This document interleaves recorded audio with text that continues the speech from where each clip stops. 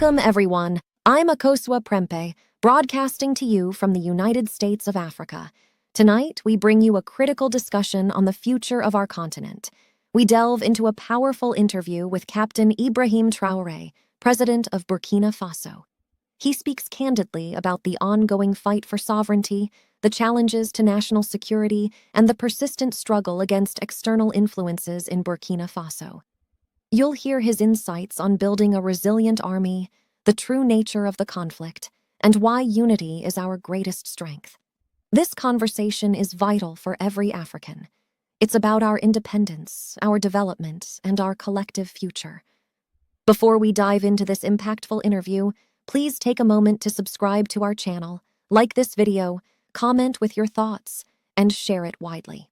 Your engagement helps connect all Africans and promotes the unity we need to build a stronger continent.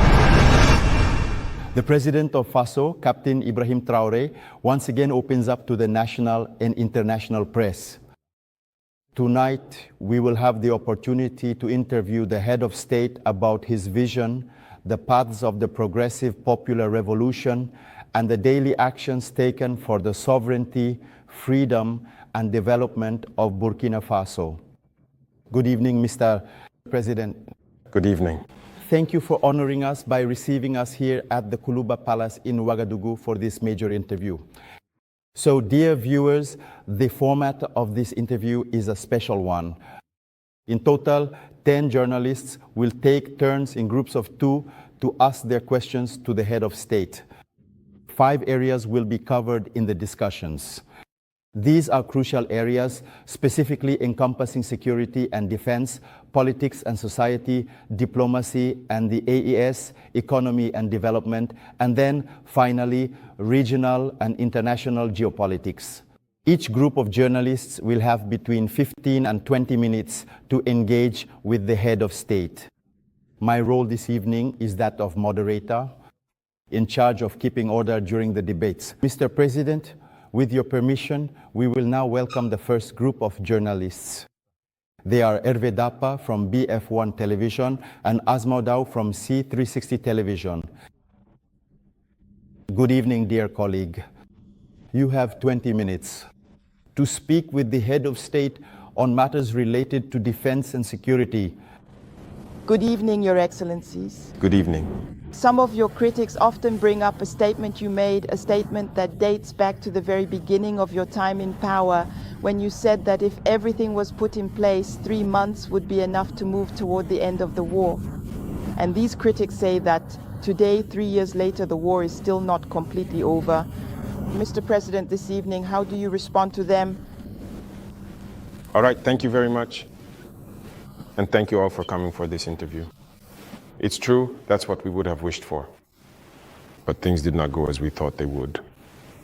And I said, if everything is put in place, then there are several perspectives to consider that need to be implemented in order to achieve this goal within that time frame. But not everything was implemented as we had hoped. First, adversity. So, as soon as we came to power, we had hoped that we would be allowed to work quickly and make progress. Unfortunately, some people approached us and wanted us to go along with their agenda because their goal was not for the war to end anytime soon. I'm talking about certain foreign forces that were present on our soil. We had heated debates with diplomats from elsewhere on the issue, but no one wanted us to move toward ending this war. We understood this from the message. If people came to us and told us that we had to accept their support for the terrorists while also supporting us, it means exactly what it sounds like. This is a war being deliberately maintained. So we quickly understood and we got rid of all the forces that were present here, whether they were French forces, American forces, and we realized that the real struggle would come afterward. The second thing was also we believed that we at least had a minimum stock of weapons and ammunition. Today I can tell you what I found in stock, for example. Altogether in Burkina Faso, there were less than 100,000 Kalashnikov rounds. And as for weapons, we barely had 100. How could we possibly wage war? We had to re-equip ourselves, reinforce the army in terms of personnel, weaponry, and everything else, which means that the 3-month objective would have been possible if these prerequisites had been met, but there was nothing. We were not prepared for war, neither in terms of equipment nor in terms of manpower. Precisely, Mr. President, as you just said, when you took power, to put it bluntly, there were more men than ammunition in the Burkinabe army. And today, where do we stand with the armament program for that army? And what are the signs that it is gradually gaining strength? Very well. As I said, I can't fully describe the situation that existed. It was catastrophic. And as I mentioned, you can investigate for yourselves. There may even be soldiers in this room who were on the front lines without weapons. That actually happened in our army. So these are situations. We thought it was just, I wouldn't say bad faith, but an incomprehensible situation. For us, there were weapons available, but they refused to equip the troops with them. But when we were confronted with reality, we quickly resolved to first try to arm the personnel who were already there. And that was both the crown and the banner, because many powerful countries refused to sell us weapons. So we turned to those who were willing to sell us weapons. Very quickly, we equipped ourselves, we recruited the VDPs, and we were able to pay for everything we needed. We developed an equipment plan for a build-up in strength. And as you can see, for the past 2 years now, the equipment has started to arrive. It's still not finished. More is still coming in. Maybe in a few days, you'll see even more new equipment being presented, which is mainly support equipment. Because first, the infantry had to be equipped so that every man could be issued a weapon. That was a major challenge. We've achieved that. We're still recruiting, as you can see. Every year, we recruit between 10,000 and 15,000 men. That was a considerable effort. Because whatever people say, the adversity is there. The number of terrorists is increasing because the imperialists are recruiting a lot of mercenaries who come to Burkina Faso to fight. So we have to adapt to the situation. And now we have entered our third phase, which is no longer about buying, but about manufacturing ourselves. And we're also working on that. So that's what building up our strength means. We need to be well equipped, but also create a defense industry. That's very important. In a few months or a few years, we'll have our soldiers here using weapons made in Burkina. Of course. We have intellectual capacity. There are resources. All it took was to look for them, and there you have it. We are diligently working on this. You will surely be pleasantly and genuinely surprised. So, we can only truly and unequivocally win this. What else really would we possibly and realistically do? Rest assured, we are not going anywhere and we will win this war. I told you that the threat is constantly changing, but we are adapting. And the strength of the Burkinabe army is that it is one of the most resilient armies in the world. The pressure that Burkina Faso is under, I don't think there is any other country on earth right now facing this kind of pressure. But we are holding on. We are fighting, and we are constantly adapting to the threat, and we understand where the threat comes from, how it manifests itself. That's the most important thing. And right now, I can assure you that soon we will be talking about a black albino who will appear and you will see. Don't ask me what that means. I think you'll understand later. The war will end, and very soon. Precisely to win this war, as you just said, we need weapons and we also need men. Above all, determined men. Determination, as you know, is the major game changer. That's what makes the difference in any war. Right now, as we speak, what exactly is the morale of our troops on the ground? You have very well pointed out the heart of the problem is human resources, determined men. It's not just about the countries or the equipment. You need determined men. And if you notice, we are in the process of building a quality army. And it's not uncommon that often when it's determined that a unit leader or a unit has failed in their mission, they are dismissed and prosecuted. This has happened several times, and it will continue this way. If you sign up to be a soldier, you must accomplish the mission because the mission is sacred to us. And the other thing is that despite the pressure, despite the challenges, the men continue to fight and are very resilient. If today you catch a Burkinabe soldier and ask him, do you want other people to come fight in your place or come help you? They will never tell you yes. They would rather die. It's at this level that you can judge their morale. They are ready, always ready, despite the situation. No matter what battle we lose, we will always hold the ground. That's what's very important in the mindset of the soldiers. So morale is at its highest. People didn't expect to reach this level of equipment, but they have. So they're giving it their all. And I can only congratulate and thank all those who are fighting. It's very important. So, Mr. President, in your address, you talked about a war that takes different forms, that is evolving. We keep asking ourselves this question: who is attacking Burkina Faso? It's not just terrorism. It's a war to seize our resources and prevent us from developing. I once explained this in a speech, I believe. I was saying that if we manage to properly exploit our subsoil resources, to process what we are extracting here, what we are producing, there will be unemployment over there in their countries. It's a battle. They plunder our resources in order to survive. So it's a war for independence. We must wage this war to be fully independent, to decide our own development and our own path. So that's what it's about right now. Mr. President, as you just said, we're talking about the security and defense of Burkina Faso. Let's talk about your personal security. You just mentioned it a moment ago. The pressure is enormous. It's intense. The danger comes from everywhere. Mr. President, just in 2025, there have been several coup attempts that were foiled.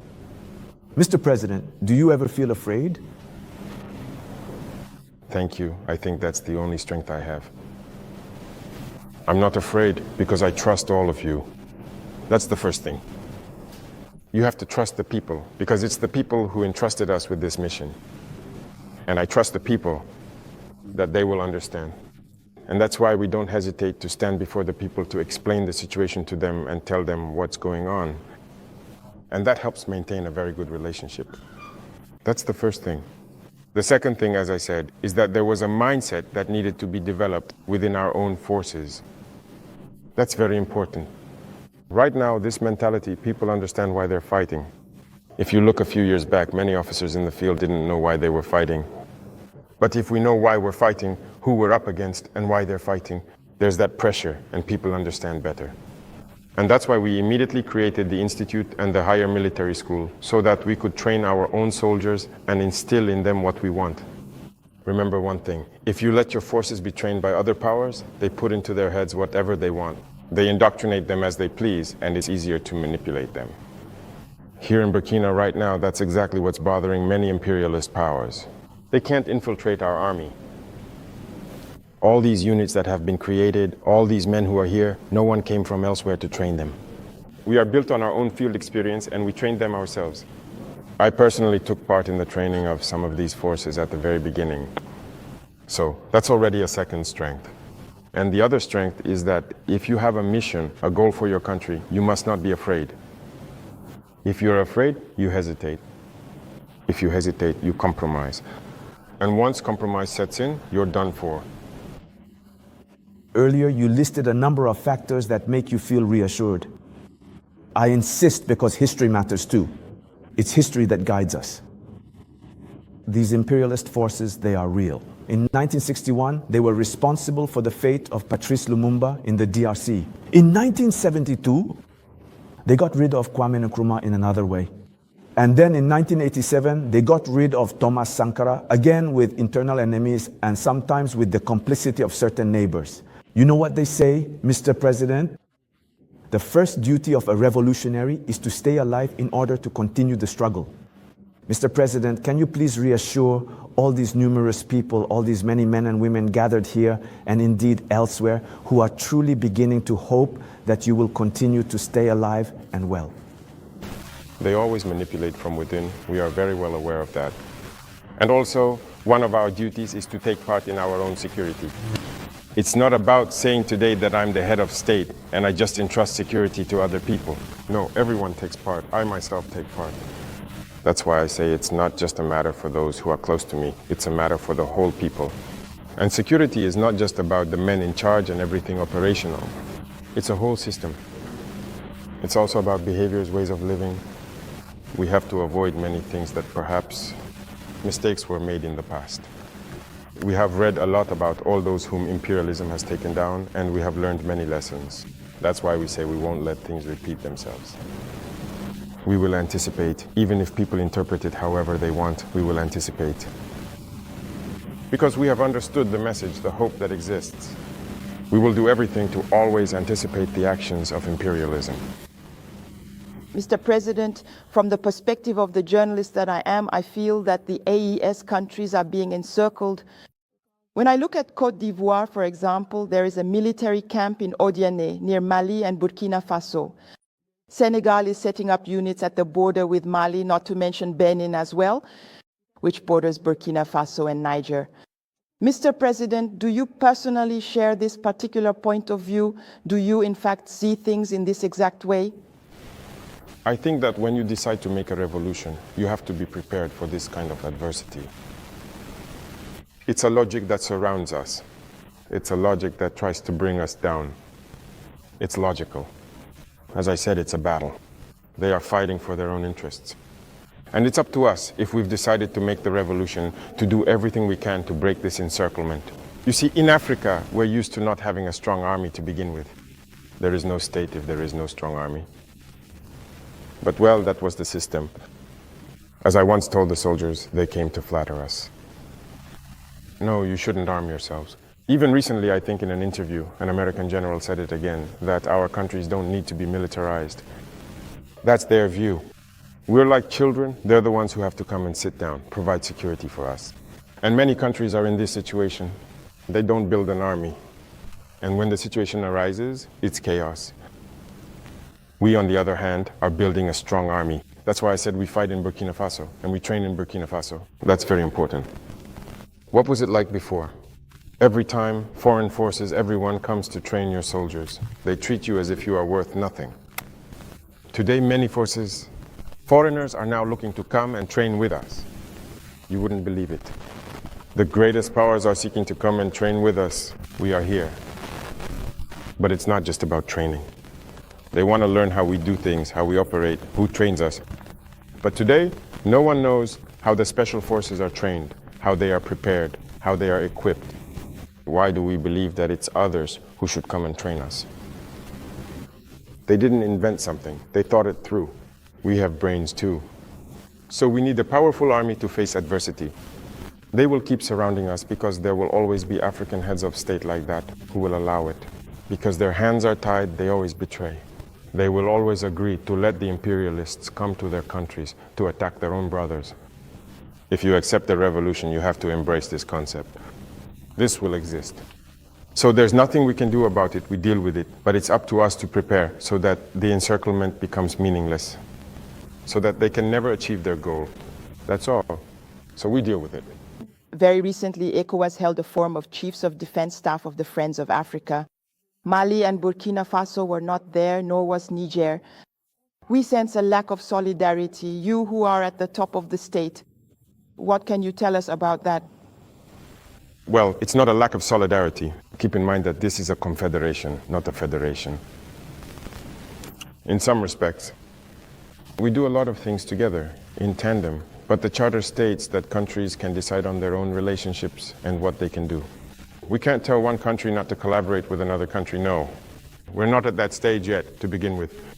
We're in the process of consolidating the Confederation in many areas: development, defense, and diplomacy.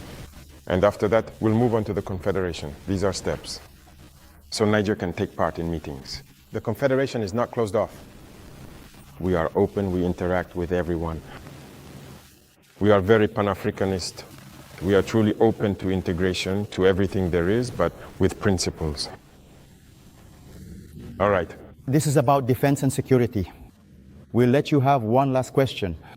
Thank you, Sanyun. The question I'm about to ask, forgive me, is not about defense or security, but about your relationship with us, the media. Mr. President, do you have a particular problem with the media, with us journalists? I say this because it seems there has been a misunderstanding. I'm talking about national media, not international media, some of which have ended up in the trash for some time now. That's a fact. There are no national media. It seems there was a misunderstanding at the beginning, and there's something, a kind of fog that remains. How do you analyze the situation, Mr. President? You know I'm not a hypocrite. There was a misunderstanding. There was some confusion at the beginning, but today, I must say, I really commend the media for their professional work. We must avoid following the work of imperialism. Of course, many among you were trained by them. That's it, you went to the white man's school, as we like to say. They're the ones who trained you in journalism. So I don't often blame you when people try to act like them. but I speak so that people become aware that this is about our homeland. Look this morning, for example, read the headlines in the newspapers in France. They might tell you that there was a mobilization to put pressure on the Prime Minister. They won't tell you that there was a march against the government or anything like that. But if it were in Burkina, you would say there was a march against the government. Do you understand? The French used to call us, and still call us, putiche, gente. Those are French words. But journalists also called us putiche, gente, so why follow them? With our eyes closed, it's still slavery. I want us to move away from that. Every state must fight for its own interests. Journalists fight for their own interests. So why shouldn't we fight for our interests in Africa? So that's it. It's not just the journalists. I also see some intellectuals who are on TV panels in Africa. When they speak, you ask questions, but is he African? Well, genetically, he's not Aqua. He's not with us, that's a fact, a setback. Yes, we need to decolonize our mindsets, our ways of doing things. Everyone must fight for their homeland. You might have information that is perhaps true and accurate, but you decide not to release it because it could harm national defense, security, cohesion, and so on. That is a sovereign decision because you want to protect your country. But we don't say that as soon as there is information, it must be released. No, that's not how it works. And very often, as we like to say, journalists aren't interested in trains that arrive on time. It's the train that stops that gets their attention. You know that? Oh yes, but we need to avoid that. Now I want you to take an interest in the trains that arrive on time. All right, I'd like to leave you with a phrase that is the motto of a great European club. It's this one. Our jersey may be stained with blood, mud, and sweat, but never with shame. That's all I wish for you, Mr. President. Thank you very much. Thank you greatly. So now we move on to the political and social section of this interview. And for that, we welcome Mathieu Somda from Radio Burkina and Colette Kombari from Impact TV. Good evening, dear colleagues. You also have 20 minutes to discuss with the head of state on the topic of politics and society. Your Excellency, Mr. President, September 30th, 2022 to September 30th, 2025. Soon it will be 3 years of managing state power. What is your interim assessment in terms of implementing your vision and direction? Politically, through the progressive and popular revolution. It must be said that we took over the country with a certain situation in terms of security, but also with a different situation economically and politically. There were a great many significant reforms to be made, so many in fact that we simply couldn't possibly list them all at once. So we had an ideology. We began to implement the revolution up until last April, when we officially proclaimed it. And when we talk about revolution, it means revolutionizing every aspect of our lives. Because we can't keep doing the same things as before and expect a different result. If we were just continuing as before, I think it would have been better to let the politicians carry on with their business. But we wanted to break away. And breaking away requires a lot of commitment. Thank God, the people understood. People realized that a break was necessary. Whether it's in terms of behavior, practices, governance, the economy, trade, and everything that goes along with it. And every day, I can tell you, we keep discovering new things. Because the system that was in place, I like to use a caricature and say it was like a big knot that we found. You untie one, another one appears. When you untie one, another one appears. So there were many problems in our society that we are currently working to solve. And thank God, I can say that many things have been initiated. And overall, for me at least, the results are satisfying, even though I think we can still make more effort. And if you wish, you can ask me questions about each area, because there are many things that have been started. Excellencies regarding the revolution, the progressives, there have certainly been explanations, but there are still some who want to better understand what this revolution is really about. The exact content, as I have said before, I will not disclose. If you allow everyone to know the details of what you intend to do, they can anticipate your actions. But we have outlined the main points, so that people can understand where we are headed. So if you notice, in the very model of governance, in the fight against corruption, and in good governance, the first thing is the example that leaders must set. As I said, you can't have a category of Burkinabe who, just because they've been given positions, get to choose between fine whiskey and good champagne, while women are dying on their way to fetch water from the river. They drown or something. It's just not acceptable. So there's this mindset that we need to have in order to build a just society. Everyone should be able to have access, for example, to clean drinking water. You can't just eat whatever you want, pick your meals, throw away whatever you like, while others can't even get a single meal. That's what led us to launch initiatives in agriculture, for example, because the majority of our population works in agriculture. But for a long time, we realized that they have been neglected. It's not that our land is poor. It's not that they lack the ability to work. But they also needed to be given that boost, which is what led us to create these initiatives. Today, I think the most important thing for me is that when you go into the countryside and ask the farmers questions, they can honestly tell you that now they feel good. They farm, they have enough to feed themselves, and the surplus they sell. Usually, it's the village elders who pay and create a security stockpile. And when, in certain areas or during certain periods, there are problems, they take it out and sell it at a well-subsidized price, accessible to everyone. So that's very important.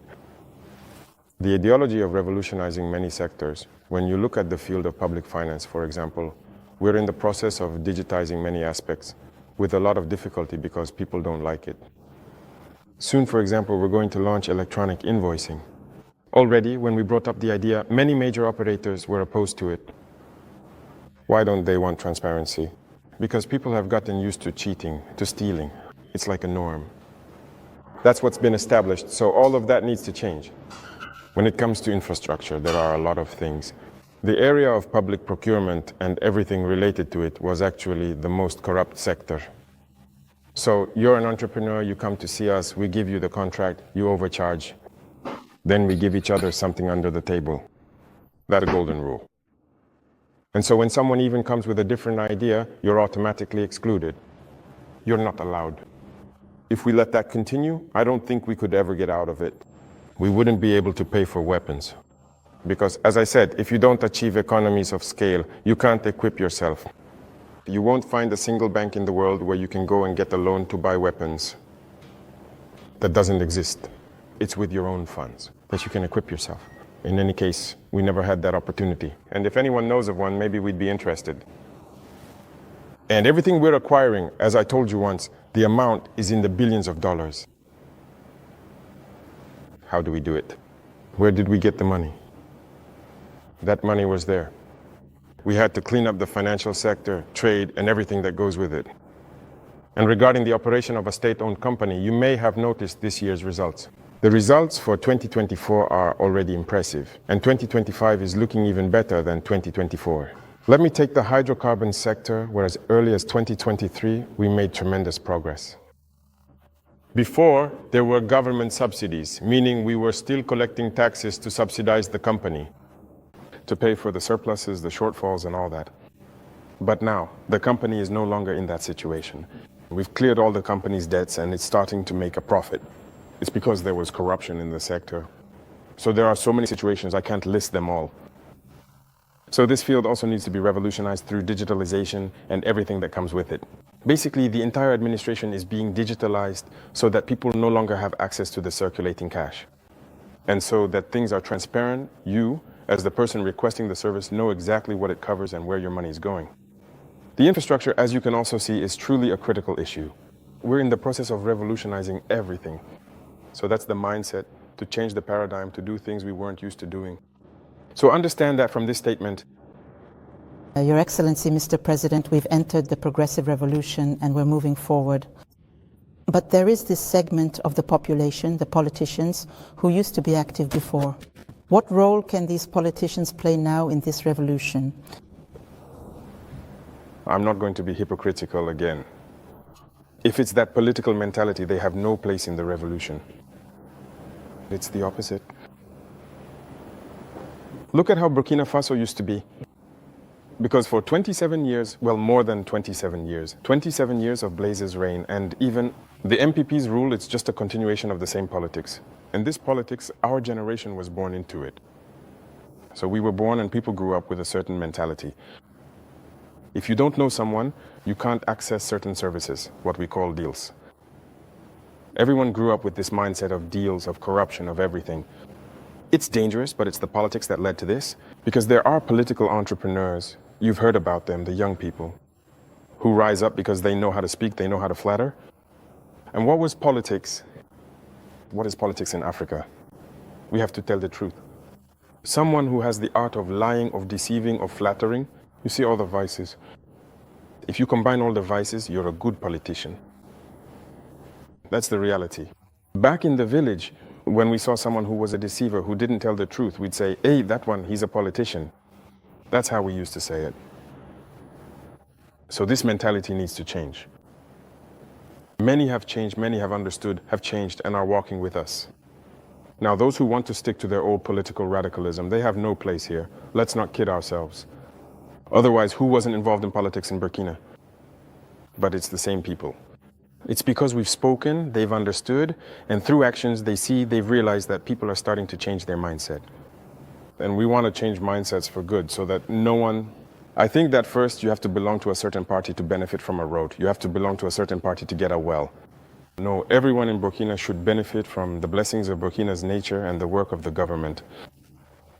So politics, as I was saying, the way it's done divides people and gives special advantages to one group while the other group gets nothing. So no, we need to put a stop to that. So many have changed. There are some who hold positions of responsibility. People even point out to us saying, no, that person was active in such and such party. I tell the young people, no, we're not here to divide.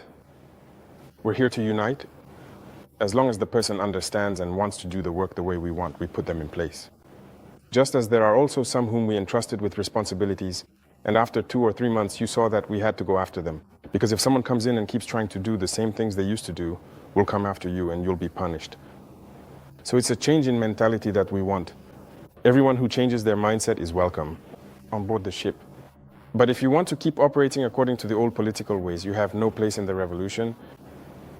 Your Excellency, you've said it many times, order and discipline are necessary for the development of Faso. The retraining of young people has already begun. How can we involve the other segments of society?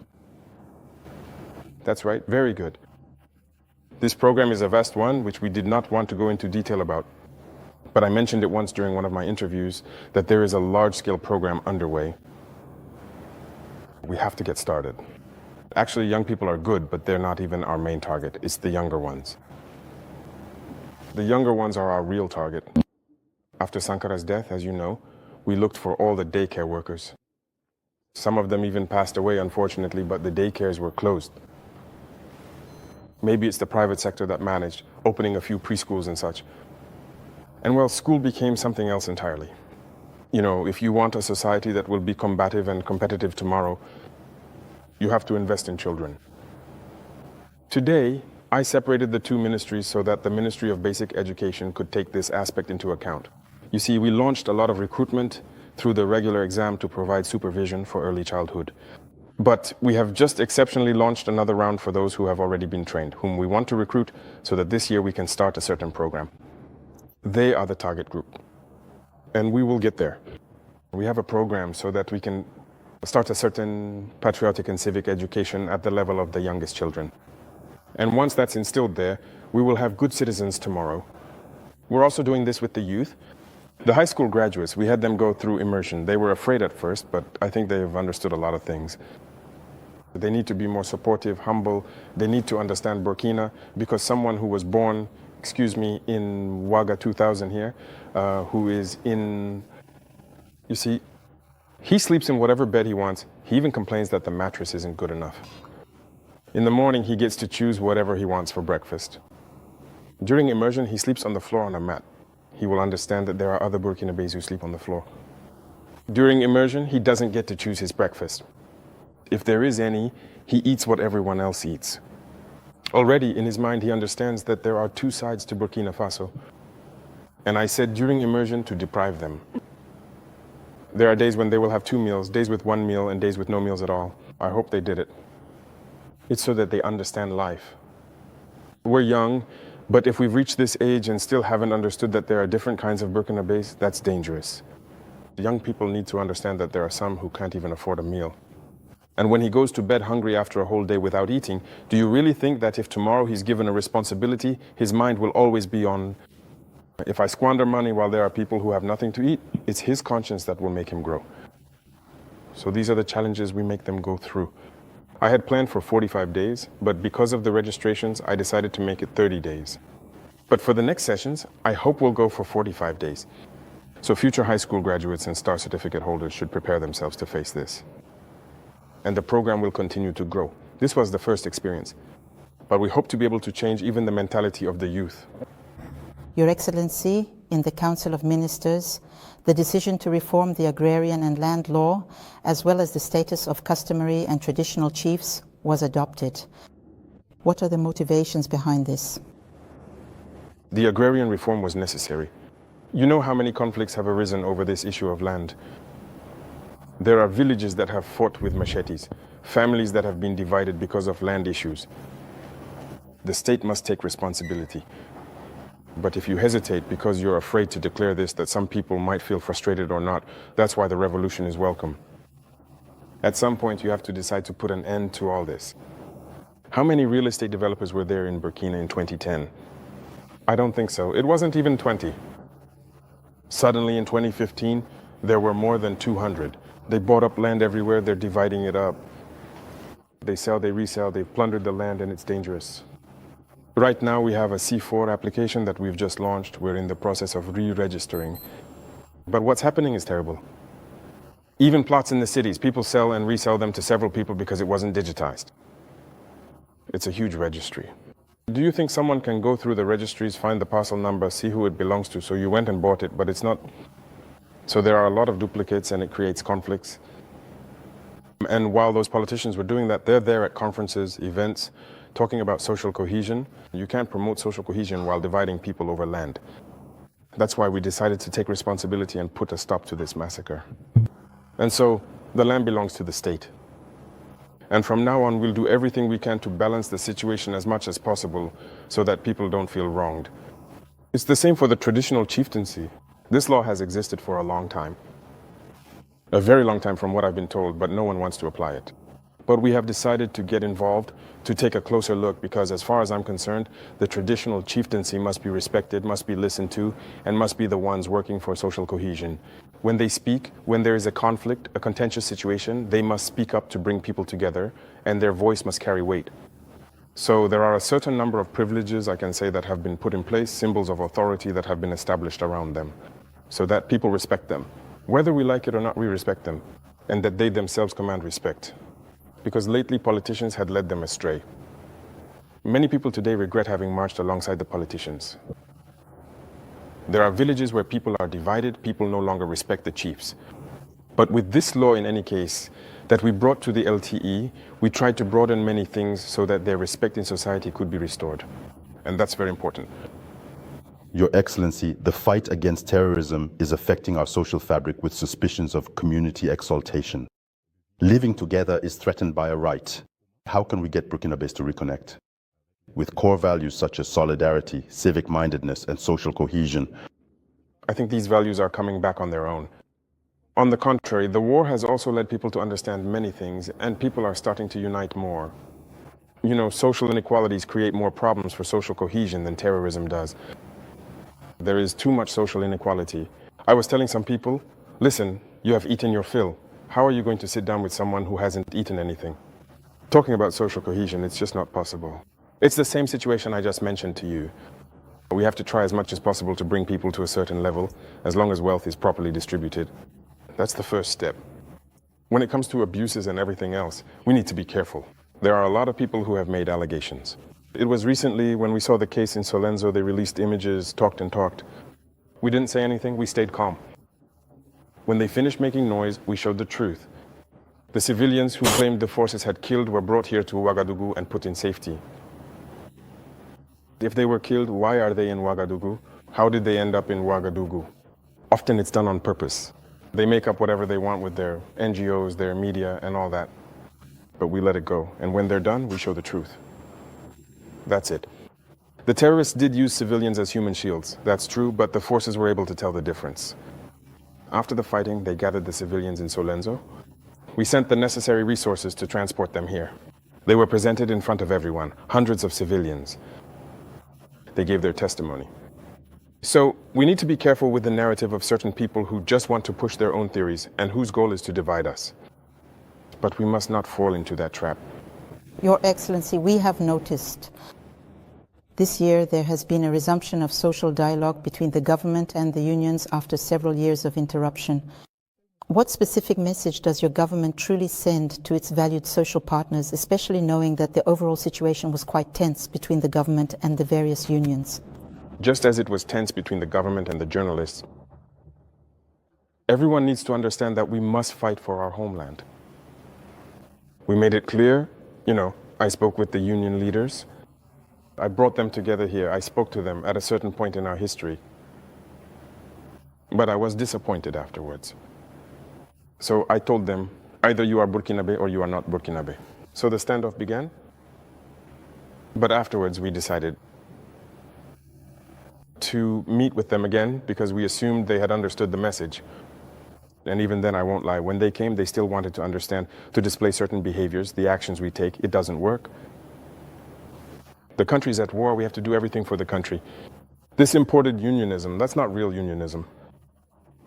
There are even some who boast about having participated in Sankara's downfall. And they're the ones who started it all and so on. Do you really think that's a good thing? The Westerners manipulate you and you keep acting just the way they want you to. That's not unionism. A union fights for the interests of the workers. But most of the time, what the leaders really want is just to get a seat at the table with those in power. And people keep quiet. No. Listen, we have a lot of files on a lot of, not just the unionists. In society, we have a lot of files. The people who approached us at the beginning, who wanted favors, who wanted things that we refused, who then turned away, who left, who spoke out, we have their files. So as for healthy unionism, there are many actions we've taken. We didn't wait for people to take to the streets to act. When I spoke about daycare workers, it wasn't someone who came to tell us that there were workers who had been let go and needed to have their rights restored. We saw a case and decided that they needed to have their rights restored. We told the FI ministers, we'll find the necessary funds to resolve this. The people from City Hall, the Green Brigade, those who work, they had months of back pay owed to them. For these people, those who are out of work, people weren't fighting for them before. No one came to us to tell us about it. For me, the women sweep in front of my house. One of my men went out once and they said, it's been months like this, their work. I looked into it and I was told, it's true. I said, that's unacceptable. We need to make up for everything they've missed. Some of them had several dozen months of back pay owed. We pulled out the file and decided to make up for all of that. So we need to engage in union work. It's a problem that people bring to us and explain to us. If we can solve it, we'll tell you we can do it. If we can't, we'll tell you, well, for now we can't, but we'll be able to do it in a certain amount of time. But if there's a problem, we gather the media and speak however we want. I hope they'll find the solution with you. Otherwise, if after that you don't come to us anymore, I want us to work in an African way. When there's a problem at home, we sit down, we talk, and we have to be truthful. What we can do, we must say clearly that we can do it. What we can't do, we'll also tell you that we can't. Now, if you don't want to, everyone does what they can. But we have to be responsible, and there's no problem that can't be solved. And as I always say, we must act with the nation's best interest in mind. That's very important. So we've resumed the dialogue as we do with everyone. We haven't broken off dialogue with anyone. Everyone is here, welcome. Thank you, dear colleague. The time allotted for this segment has come to an end and even gone well over. We thank you for this series of questions dedicated to the political and social section. Mr. President, the concerns related to the economy and development will be addressed by Soumaïla Rabo from Savan Media and Jean-Marie Toé from Sidwaya Publishing. Good evening, dear colleagues. You also have 20 minutes to address the head of state. Good evening, Mr. Seyon, Mr. President. Despite the security crisis and the international situation, the Burkinabe economy is doing well, with a 1.5% increase in economic growth rate in 2024. We know that the improvement in the security situation has played a major role, but so have agriculture and the services sector. What is the government doing right now to ensure that the national economy continues on this path? All right, thank you. I see these are macroeconomic figures, and we are aware of them, and we constantly review them with the Minister of Finance. Efforts are being made. It's true that there are areas that have been secured, which allow us to produce. And so agricultural production has increased significantly, which enables processing at the level of the small units we have. But also the export of surpluses of certain products, so this contributes greatly to the trade balance. There is also the issue of mining itself. So there are a number of mines that had stopped operating, if you remember. Some in 2020, others even in 2018, but they have also resumed operations. And all of this contributes to that growth. And we are continuing in this direction. And currently, if you look at the mining sector, for example, the government's trend is to exploit our gold ourselves. So there are mines that we have just taken back control of, and we will continue to gradually regain control, or to co-exploit them with others. The companies that are already there. Because what was the rule? Someone comes, gets the permit, operates it, 10% goes to the government, and the rest is for them. And by the way, we have no control over that 10%. So right now, we're really in the process of taking back control to make sure we know exactly what's coming out of our subsoil and to also take a significant share. All of this contributes to economic growth, especially considering the initiatives we've launched in the agricultural sector and many other areas. We've received funding, and in any case, this is enabling strong growth. But for me, the most important thing is that when the Minister of Finance often presents the figures, I say, well, that's all well and good. But I send someone to the market, you see, that's what we call an empa-more. How much does a can of corn cost? How much does a can of millet cost? I gather the information, and if the cost has gone down, we know there's an impact on the population. That's what's most important. So we do this work constantly, and even the intelligence services are involved, so that we don't just announce a macroeconomic figure showing 1.5% growth, but which has no impact, especially on the most vulnerable groups. So we will continue this straightforward and transparent approach. Mr. President, if the goal is to further ease the burden on households and improve consumers' purchasing power, perhaps we should look at Sonabi, the National Bunyave Hydrocarbons Company, which you found running a deficit at the end of 2022 and which is now practically flush with cash because it has become the leading state-owned company. That's half of the 2024 profits made by state-owned companies. Shouldn't we now lower the price of fuel? All right, thank you. I think that's a question people might ask themselves. It's great, we've made progress, but when did we break even and start making profits? What did we do? That's very important to understand. And the other thing is, don't these profits contribute to something else? For the benefit of the people then. Let me give you an example. We are currently setting up road construction brigades in every region. You see our road network? Even what already exists is in poor condition. Even the RN one, if you go from here all the way to the Kokolowo area, it's completely degraded. That means we have a significant need for investment in the road infrastructure sector. And Sonabi must play a major role. I've just given them this new mission because the fuel that will supply the various brigades, even the bitumen and all that, Sonabi will have to take care of it. If we lower it, the pace will slow down. But do you want us to move quickly or not? And there's also a question of, I wouldn't call it comparison. You see, fuel is actually cheaper in Burkina than in some coastal countries. We go get the fuel over there, we transport it all the way to Burkina, but it's still cheaper compared to those countries. Can you explain that? If we have to raise it to their level, we'll end up walking a lot. And actually, I can tell you that we could pave a lot more roads than we think. But we always keep it like this because we want to move fast. Today, we really have to thank the people and friends of Burkina Faso. A lot of people contribute, for example, in the Mebo way to beautify the cities, to build roads and all that. But at some point, the government also started by funding, but we will have to keep funding so that the pace continues. So it's a symbiosis between us and the people. And I think that if they understand the effort we're making, where their money is going, people should realize that we can stay on this path. When we reach a certain goal, we'll be able to lower it. That's only logical. No one wants to be rich and have their children live in poverty, if I can put it that way. So the wealth will be shared, but we are behind and we have to catch up. Right now, for example, I was telling you that we can't keep paying for military equipment. We need to produce it ourselves. And to produce, you need to build factories. You can't just go somewhere and ask for a loan to build factories of that kind. No, no one is going to give you that. Even the equipment that makes up the factory itself, no one will sell it to you. So this has to be done internally. There are many things we do, and you won't be given a loan for that. And just look at all this equipment, really. How many billions is that? It's not someone else's loan, it's the taxpayers' money. So these are things we ourselves wanted in order to move quickly. Do you think that if I had a loan of 200 billion in 2023, I would have equipped all of Burkina Faso in 2023? But no one wants to give you loans for that aspect. So in the end, it's the people's money that equips the people. So there are many areas where we do it ourselves. And so that requires a minimum amount of sacrifice. But when we reach that level, don't be surprised. As soon as we feel that, yes, we can do it, we will do it.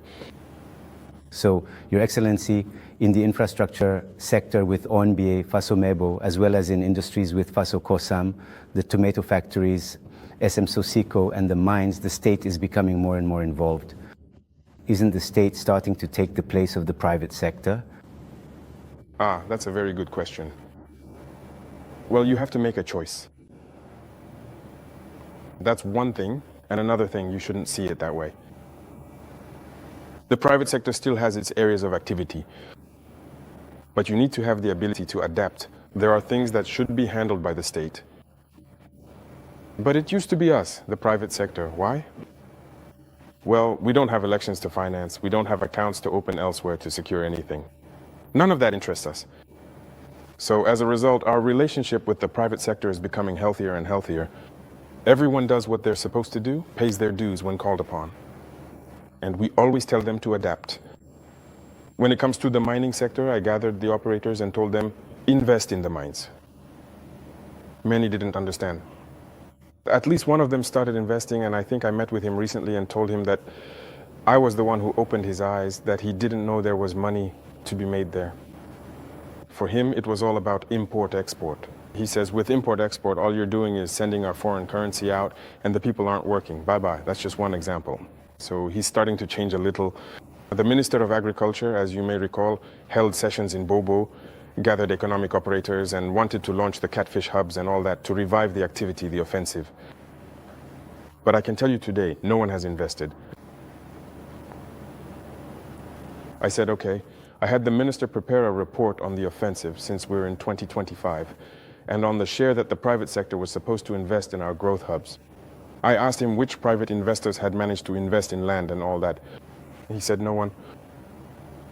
It's those who were already involved in these products recently, the things we've actually encouraged, the cooperatives, they're the ones who have continued. But the big operators, I told him, there aren't any. He said, okay, very well. Don't be surprised if tomorrow I say, no one will take money to bring to the Exure to pay income. You invest to grow rice.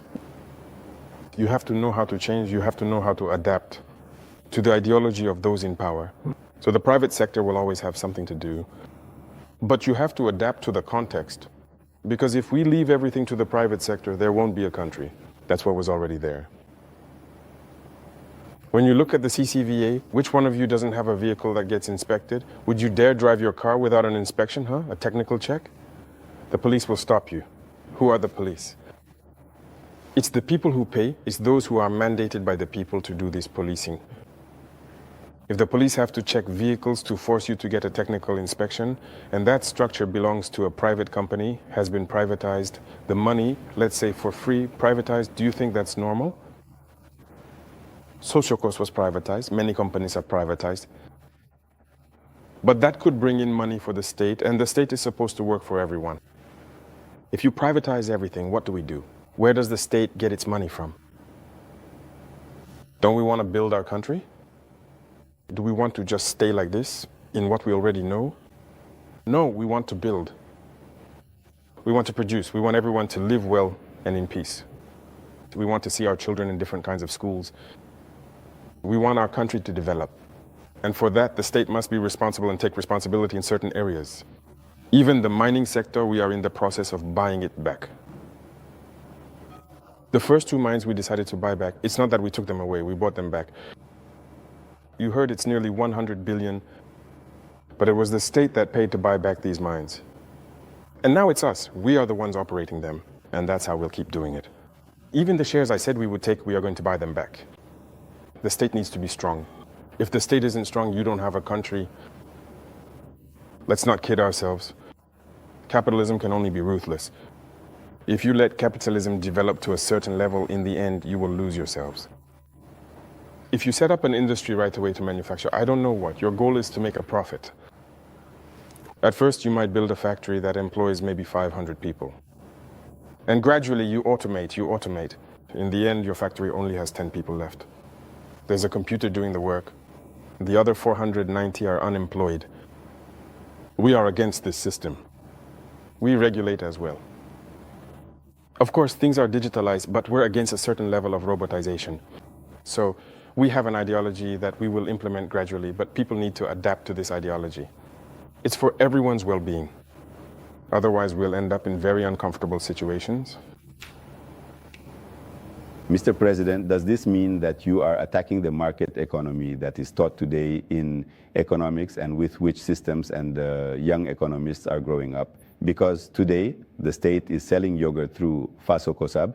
You have announced the Faso Yar, and people are wondering when you will open the first shops. With all this, you are gradually taking the place of the private sector, and we don't know when it will stop.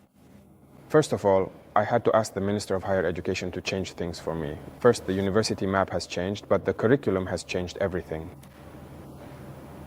Why do we absolutely have to learn just one way of doing economics? Aren't we capable of creating? Is it God who came down, as I like to say, to create, to bring people together, to create the school? It was people who invented, who created concepts, and who created the school. It was human beings who created the school, so they were the ones who set up the programs and so on. The curriculum in the United States is different from the curriculum in France, different from the curriculum in England, and so on. Each country has its own way of teaching its population to reach the desired level. So we too are going to create our own model. In fact, that's what is holding us back. Unfortunately, our school model is not good. We took what others had, adapted it, and in the end, what are we actually producing? Okay, we are producing a lot of economists with this concept.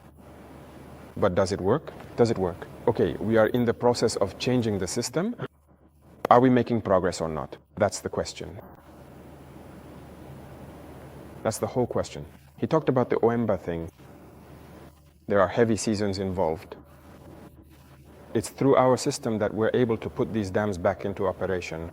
People will produce during the rainy season, they'll produce all year round, and they're very happy about it.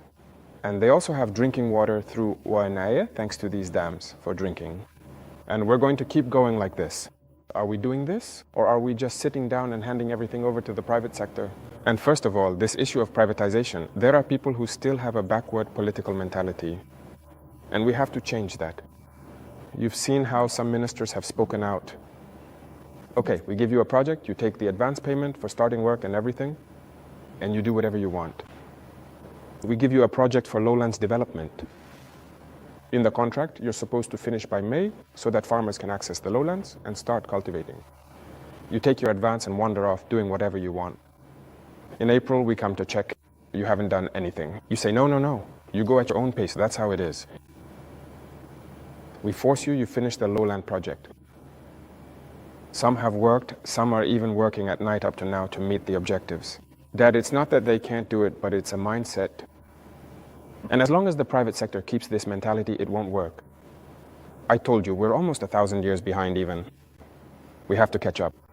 We're living in the year 1000, way back in 1800. We need to make up for the delays, but we can't keep going with this mentality. So we want people to change and adapt. You mentioned yogurts, for example. Is the market saturated? We import them. I would like to see the private sector get into yogurts so that we no longer have to import them.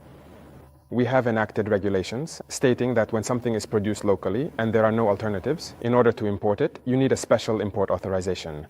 This stipulates that you must buy what is produced locally. When there is a shortage, then you are allowed to import.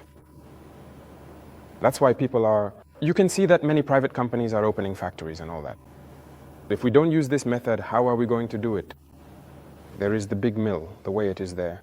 We need to be in the process of restructuring all of this. But at the same time, we required the major importers to open mills. I myself attended an inauguration the other day on the other side. He is one of the biggest importers. When we said we were going to suspend imports, he wasn't happy, but he has everything here. We said this is what we're going to do. Either you adapt or the state will take over. But can we manage to meet the demand? There is room. We have the population, we have a large market, a huge market in Burkina and in Africa. But people just need to adapt in order to open up. So there will always be room. Don't necessarily think that we have actually and truly taken the defendant's place in this particular situation. So if it's necessary for regulation, because there's this mentality that always leads to speculation by certain people. It's dangerous. Recently, you followed the case with the motorcycles. Unfortunately, it was only when the situation happened. We realized that it wasn't even a regular market. So we quickly had to see how we could regulate this market so that imports can be monitored. How can someone import motorcycles and then tell you that there are no purchase invoices? Since the ministry needs the purchase invoice to see everything you've done, what you owe, and to set a margin that shouldn't be exceeded. He says there are no invoices. So he goes, pays, comes back, sets whatever price he wants, and resells to the people. So he gets richer while others get poorer. And generally when people get rich, what do? If he used to drink Burkina here, he doesn't drink Burkina anymore. Now he's after champagne. That's money going out. If they used to drive maybe a small engine car, now they're looking for a V8. That's the fuel subsidized by the state. That's money going out. So we need to think about the economy. What are we doing? We shouldn't let foreign currency leave the country. You say you want the currency, but you want to keep behaving like this. We can't keep behaving like this. That's why the state is taking back control. If tomorrow if people agree, we've been blackmailed. When we tried to make some adjustments to the right, some people told us that if we did that, there would be a rice shortage. He said, okay, go ahead and create a rice shortage. You'll see what we'll do. If tomorrow people want to collude to create a rice shortage, that's when the state will take over rice imports. We're ready for anything. People need to change their mindset, take things slowly, look out for your own interests, however small they may be, but also allow other Burkinabés to live and not impoverish them. Mr. President, we supported you at Ombilat with the women farmers, accompanying them, supporting them. But beyond that, what are you doing to provide more income-generating opportunities for the women of Burkina who drive the small-scale economy in neighborhoods and villages? Very good, and that's one of the most important points. I told the Ministry of English and Humanitarian Action, which deals with women's issues, to refocus their efforts, not just on providing assistance, but on job creation and small businesses. Women have many qualities. Look at the small-scale processing of our consumer products. Women can do this very well. They are much more patient than men, and they are good at certain things that men are not. We need to encourage them to do so. I went to Tengodogo myself, and I saw women making their favorite couscous, which is good for strength, the liquid soap they make, and all of that. I gave instructions for us to buy the liquid soap from all these women who have been trained and who have made the effort to produce liquid soap for use in our offices.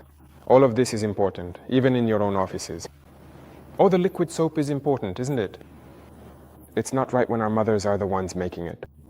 When I had to do it as a mother, they didn't have any formal structures. I wouldn't understand anything. Find the solution. It's their soap that you pay for and bring in. There are questions about the packaging. Even if you bring it to my office in recycled drink containers, I will look into it. It's okay while we wait to have those accounts. If we want luxury, let's accept our realities, process the resources we need, and consume them. And we will progress over time, in my view.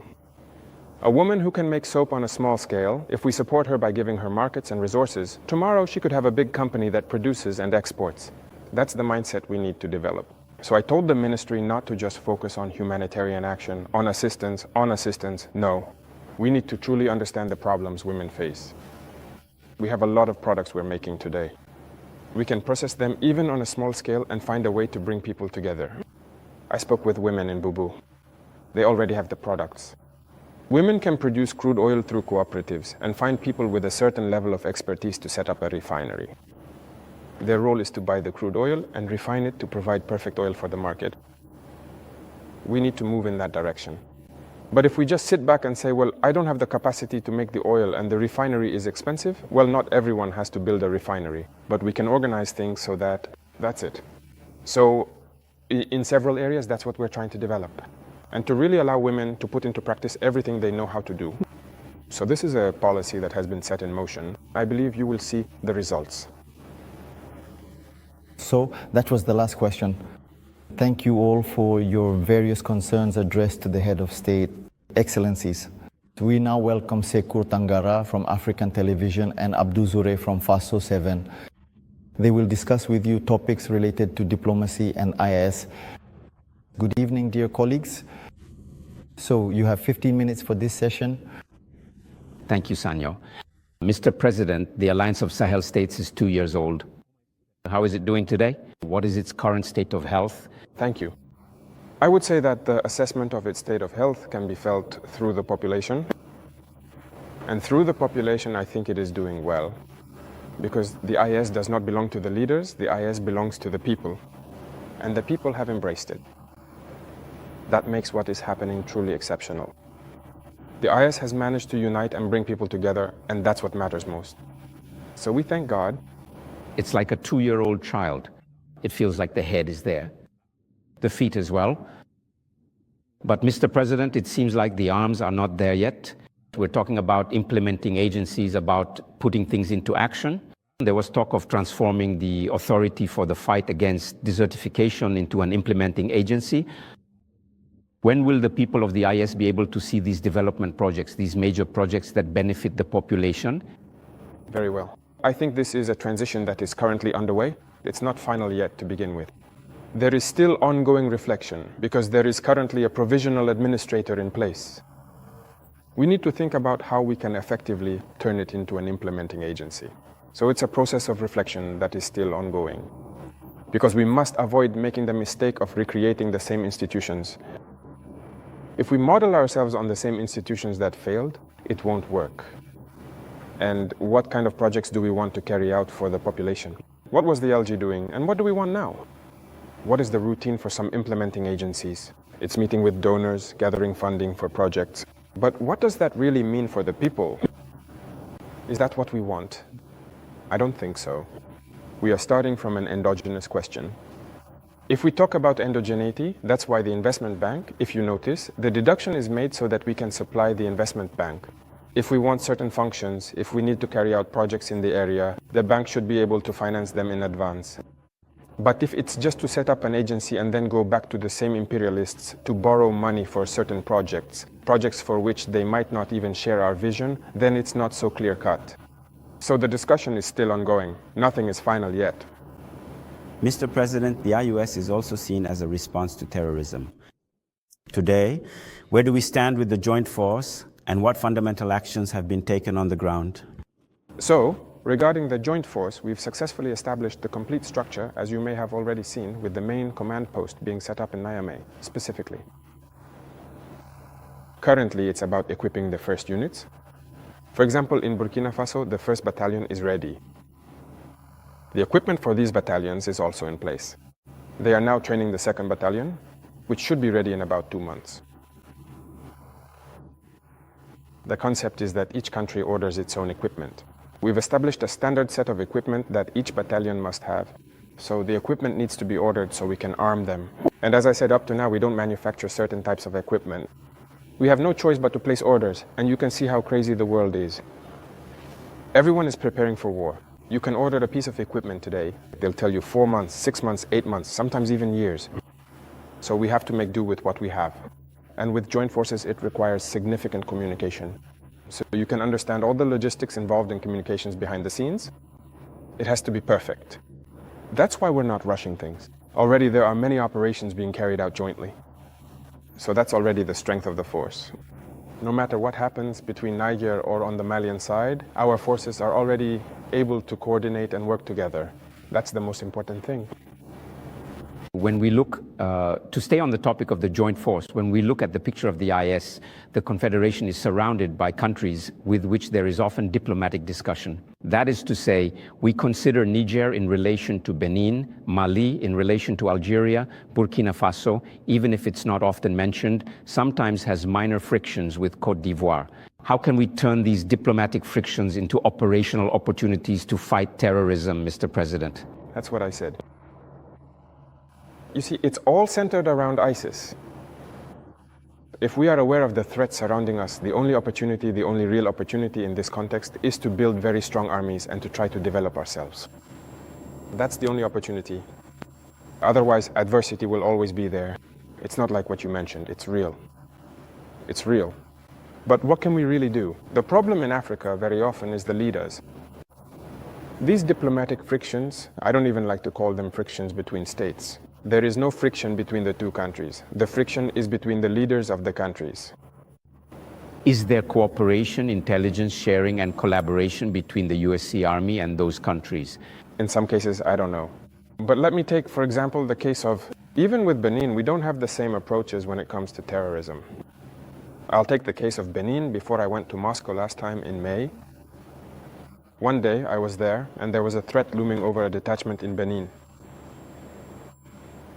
And the military doesn't wait to escalate things to the political level or anything like that for certain matters. They contacted our forces in the east, who confirmed the threat, at least, and asked if we could do something about it.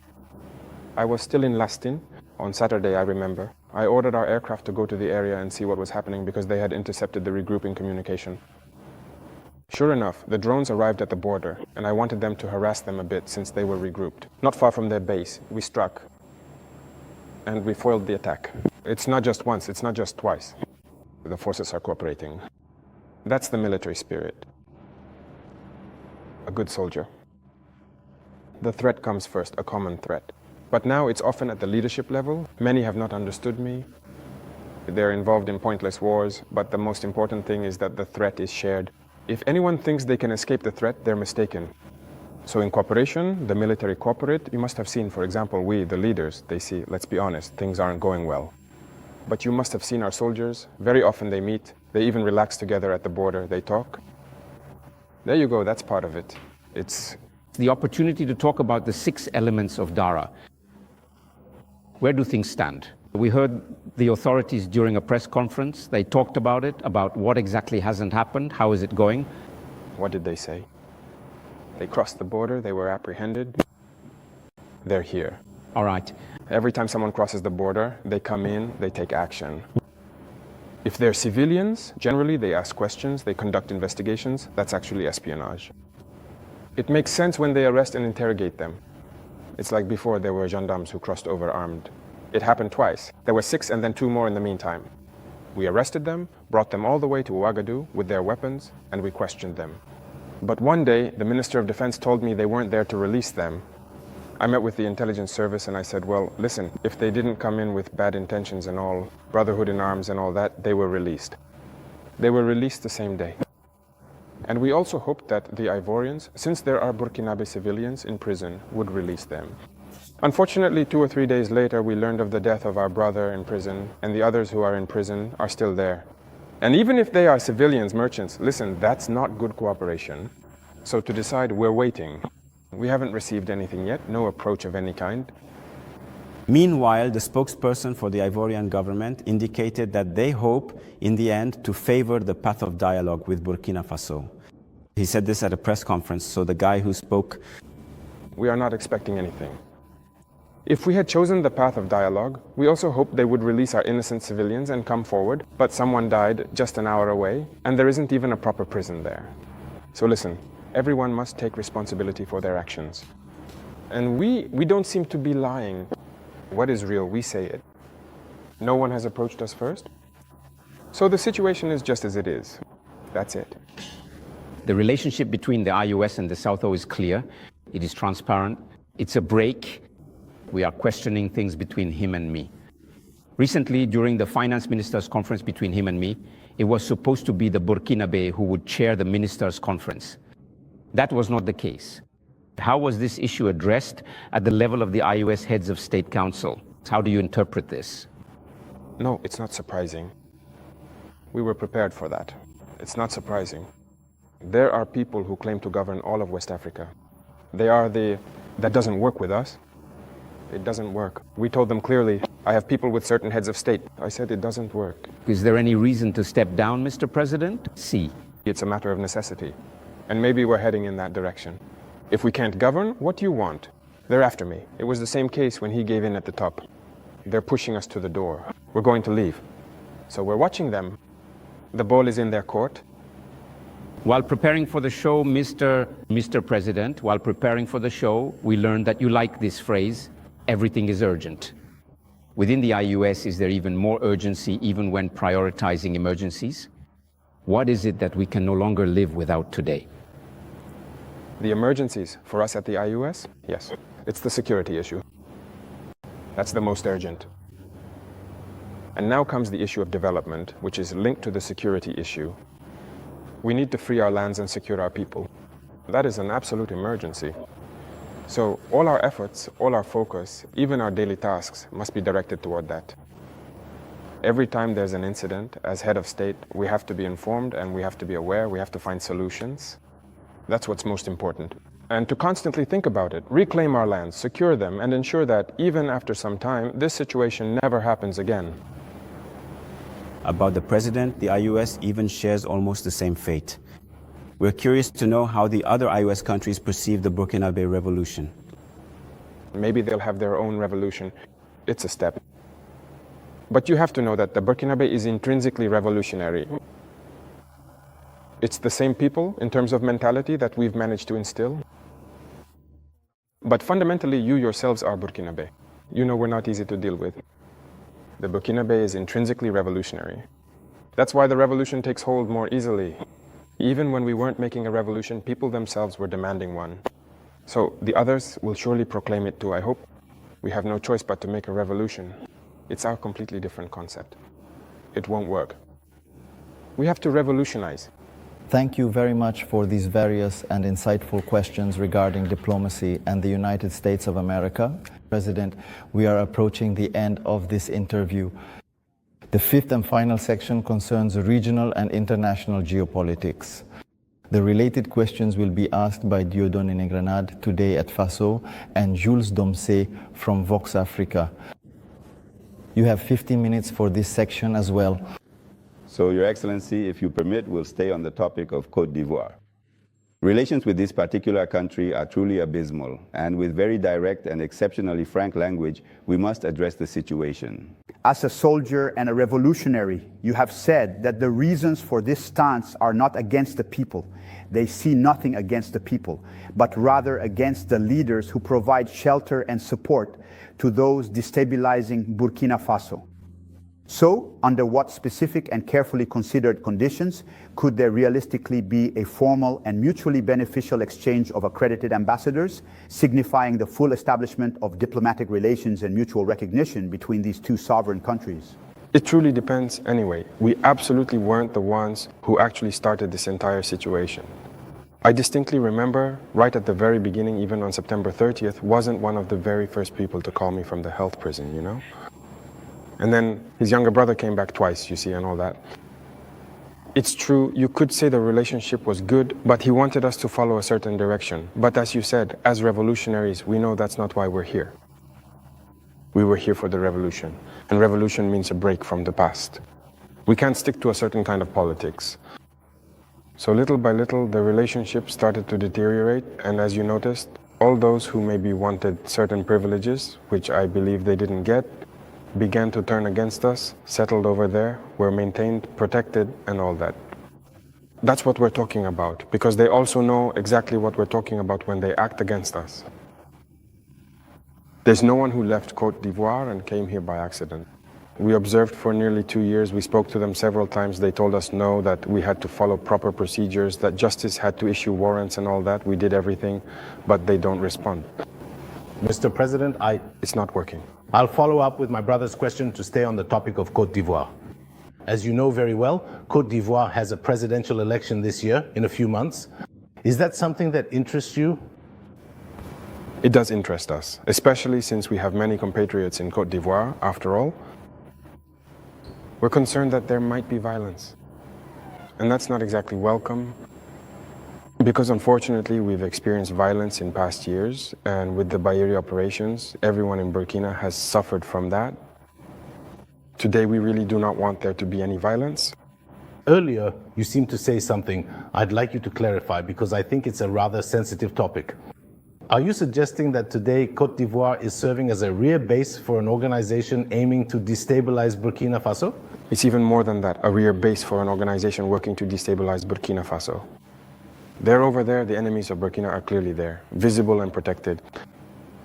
They're in the country, they're protected, they're well accommodated. On top of that, there's the issue of terrorism. But no, the authorities are colluding with the terrorists. Let's not kid ourselves. Wait, do you really believe that maybe the Ivorian army is so powerful that when the terrorists just see them, listen, they don't even dare touch them or anything? Do you believe that? They're supposedly so much more powerful than the 3 armies of the US. That's not true. They make deals for non-aggression. And when they make these non-aggression deals, you become a rear base. And all of that really worries me. If this country faces crises, it will be attacked by terrorists. Because if it no longer wins, if it loses, the country will be attacked and it will collapse. It's so dangerous. That's why I keep telling heads of state, you don't make deals with terrorists. That's it. So, Mr. President, what do you say to those who claim that, well, geopolitics with Côte d'Ivoire, our neighboring country that hosts the largest Burkinabe diaspora, while your critics accuse you of practicing muscle diplomacy with this country to the detriment of our compatriots living there? What do you say to them? Listen, who says that? We are Burkinabe. That's what we know. And we have decided to make a revolution, and we will do it. Now, whoever wants to join in can join in, but we can be in a revolution and at the same time practice another model of diplomacy. As I told you, deceitful diplomacy and all that comes with it, we're not willing to be part of that. If something isn't right, we should have the courage to tell you that it's not right. We shouldn't be hypocritical. Usually people in front of microphones and all that, they say everything is fine, but if that's the case, that's not true. Things are not fine. We need to have the courage to say it. We need to sit down, talk, and tell each other the truth. But if people don't want that, just because at a certain time, well, those guys have to leave because we don't want a revolution in West Africa, it's not going to work. So everyone should be prepared to face the consequences of the situation. To move away from Côte d'Ivoire, Mr. President, we're still staying at the West African level. You have certainly seen the latest poll conducted by our colleagues at Jeune Afrique, and with results that may seem surprising, the populations of the Francophone countries are all in favor of ECOWAS. I would even say Côte d'Ivoire itself, at 76%, appreciates what is being done at the ECOWAS level. So how do you receive this message? Oh, really? I didn't even follow that because I'm no longer in the media. Well, in any case, it's a poll that they commissioned. Maybe they weren't expecting this result, but that's how it turned out. They went to Cameroon, they went to Senegal, they went to Benin, they went to Côte d'Ivoire, and over there the people are all in favor of ECOWAS and for the most part appreciate what ECOWAS is doing. That's logical, I would say. West African populations are most of the time connected. It's the same family. It was the colonizer who divided us. And when people see that we're trying to unite, it only inspires them, it can only make them happy. So it doesn't surprise me that these people appreciate it. But what does surprise me? It's the fact that they published it. Why did they publish it? That gives a point of reference. There was no choice. Commission a survey is well known. Afterwards, you're obliged to publish the results. But you have to be careful with these people because... I totally agree with you. Otherwise, I agree. It's normal, it's logical. With your permission, Dieudonné, I would like to ask you a question specifically about your relationship with another organization. What are you still doing in the African Union? Good question. So I said that our situation with the African Union is so passive that we don't even know if we're in the union or not. We've been suspended since no one talks to us. It's really complete radio silence. So I don't know if I'm in the union or not. But shouldn't you also make a statement by taking a historic step, as was done with ECOWAS, by slamming the door on an institution that clearly doesn't serve much purpose? I had a discussion with a diplomat from that organization. And after that, we had someone appointed as a mediator. The president of Burundi, who was even supposed to come here last week, I think. But afterwards, there was a scheduling issue with us, and we're waiting for him. We want to hear him out first. Because we ourselves want to know why they're behaving this way. Because we don't want to make a decision without knowing their motivation. Why did they decide to exclude us? Why are they acting like this towards us? If we know their motivation, then if we leave, we could explain to our people, here's what they said. Here are the reasons. And so we decide to leave. It's the same thing he gave into, we left. But if we're asked why we left, we can explain it to you. But today, if we leave the union and we're asked, we ourselves don't even know why they suspended us. Why are they behaving like this? Sure, they said we're anti-concentrated. Today, I thought... Mr. President, you can also leave because you believe it's an organization that works against Africa's interests.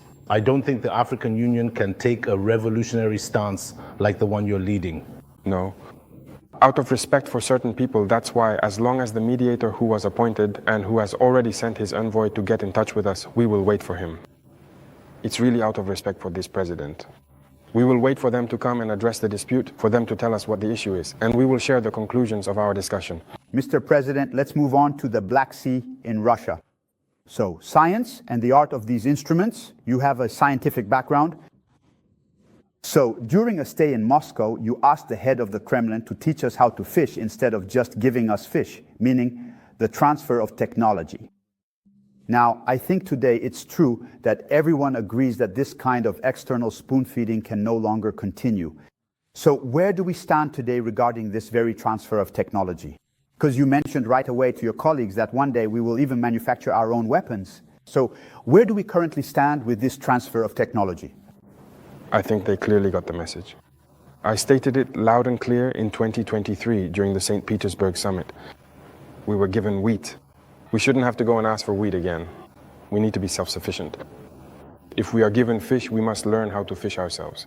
And I think that with the initiatives we are currently developing, we have therefore asked Russia to offer a certain number of scholarships to students so they can go and learn science. They agreed.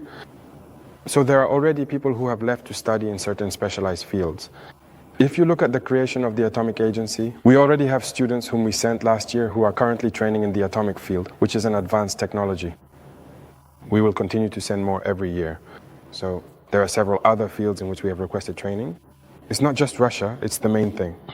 Even with China, we have requested specific training and sent students. In Iran as well, we are tapping into all the technology they have managed to develop in order to send trained students.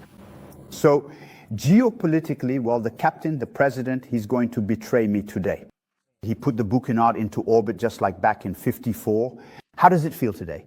Well, a country like the bookseller, that is to say a little captain. What does it mean to you, geopolitically, to be at the pinnacle today? Listen, do you still have your head on your shoulders? A head on enforcement? It's a burden. You see, it's a global mission that has been entrusted to us. To see that everyone is interested in the bookseller, I wouldn't call it pressure, but it is a burden. It's a responsibility. And we have to take it on with all the necessary focus. We don't have the right to fail. Whether we want it or not, we are going to go in the direction of the people. Because it's they who made this matter. So we've seen it. The bookseller is truly in orbit, as you say.